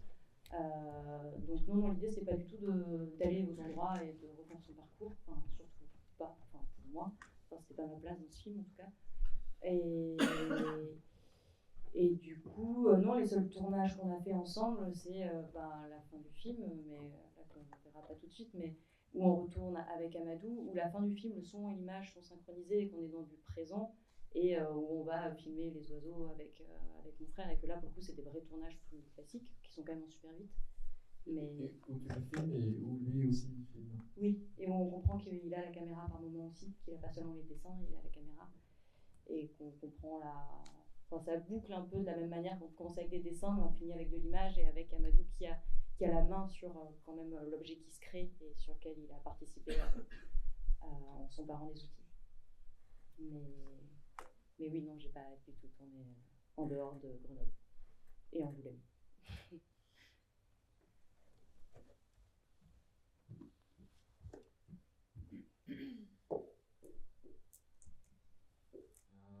Merci beaucoup.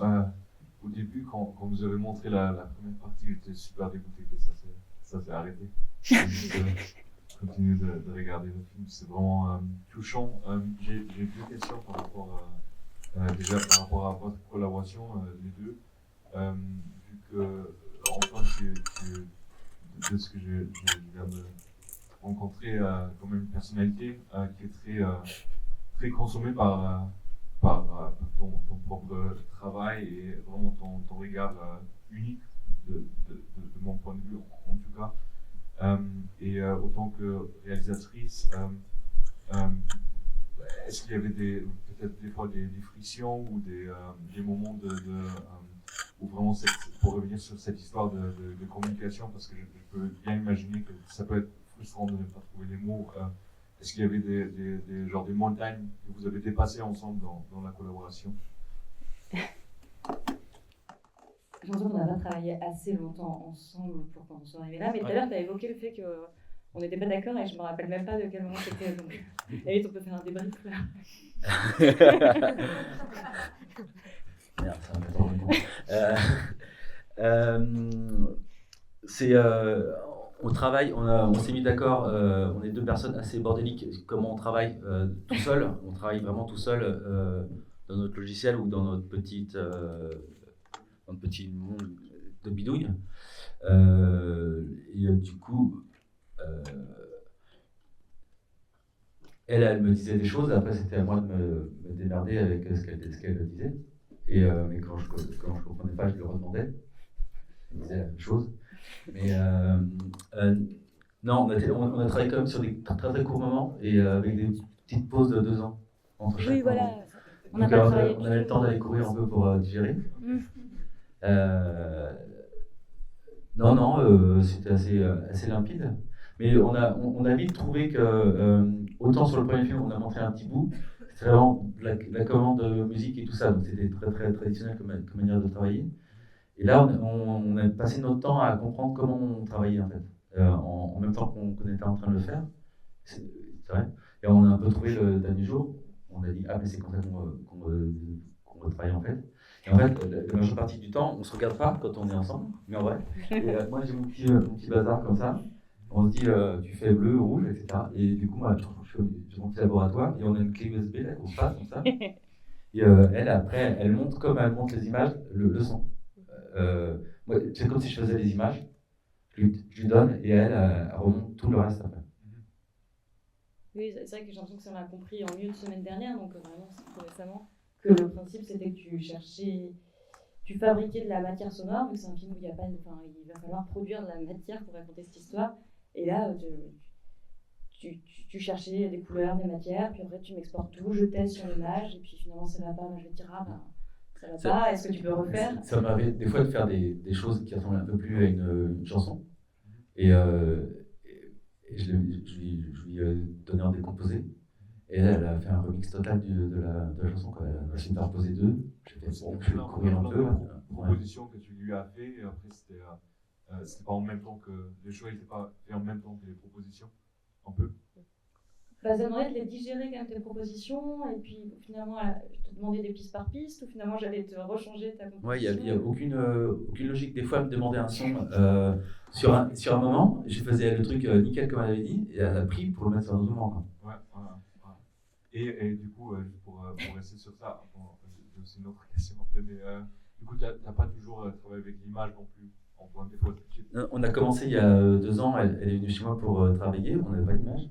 Si? Pas trop. Non, il y a des images fixes. Ouais, des images fixes. Et vous avez passé une grosse partie en discussion aussi avant d'aller vers les logiciels et les. Nous, on fait, non? J'ai l'impression qu'on dit Ouais, on fait, on n'a jamais parlé. Ça va. Regardez, hein, c'est pas ça. C'est la première fois qu'il parle en fait. On n'est pas trop des causants, quoi. Voilà. Donc, quand on est ensemble, on se dit bonjour et on travaille pendant 2 semaines, quoi. Si ça marche. Voilà. Merci beaucoup. Attends, je veux bien réagir, pardon. Parce que ça m'amène à notre discussion sur on ne discute pas, on fait. Il faut quand même savoir qu'à un certain moment du travail de production, on cherche aussi de l'argent pour financer spécifiquement le travail de la musique. Et c'est un moment où on a besoin de mettre des mots, puisqu'il faut faire un dossier. Et il faut écrire une note d'intention de composition, une note d'intention musicale. Et moi, alors, je commence à avoir un petit peu d'expérience avec ça. Ça doit être la 6e fois, je crois, que on fait une composition originale pour un de nos films.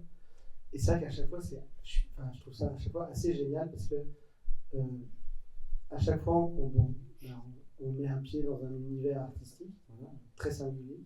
Et puis surtout, à chaque fois, je trouve que ce soit des gens très aguerris ou pas à ce travail très spécifique de la composition à l'image, la composition pour le film, il y a toujours un moment où ce passage de l'atelier, quoi, en gros, ou ce passage de l'idée, de l'intuition à ouais, mais là il faut pondre un texte en 1500 signes pour un dépôt SCAM, un dépôt SACEM, pardon.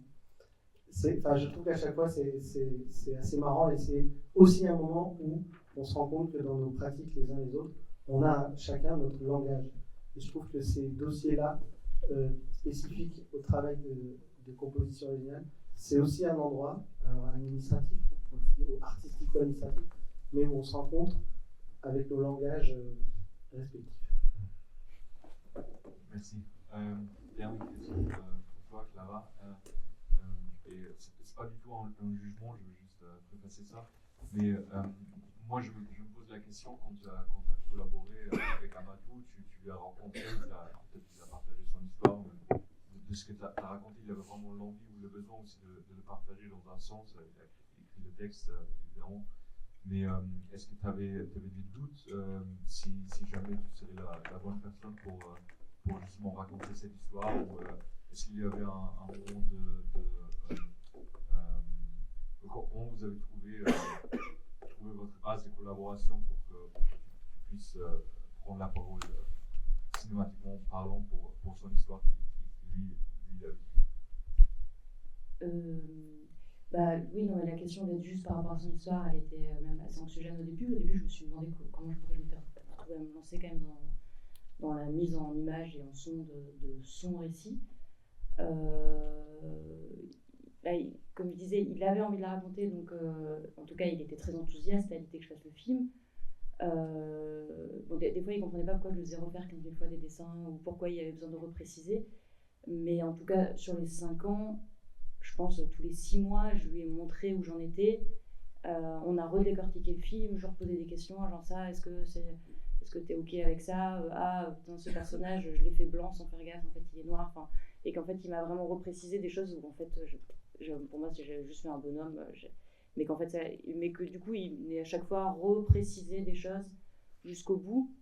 Et je peux encore me poser la question si je suis la bonne personne. En tout cas, avec Amadou, c'est quelqu'un que je connais très très bien et ça a été très fluide, et qui est content à chaque fois que je lui montre.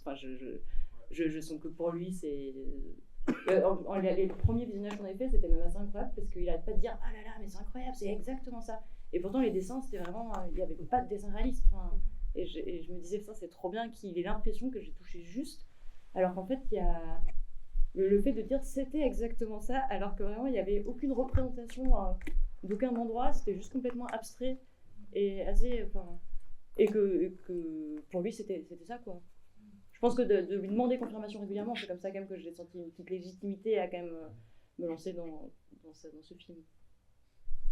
Et juste pour ouais, parce que, excuse-moi, mais peut-être vous pouvez discuter après. On va prendre une dernière question, la jeune fille derrière, et puis ce sera la dernière, et après on va s'arrêter. Excuse-moi, hein, c'est pas. Voilà. C'est juste qu'il est bientôt 18h. Bonjour, merci pour tout cet échange. Moi, je voulais revenir par rapport du coup à cette histoire de note d'intention sonore.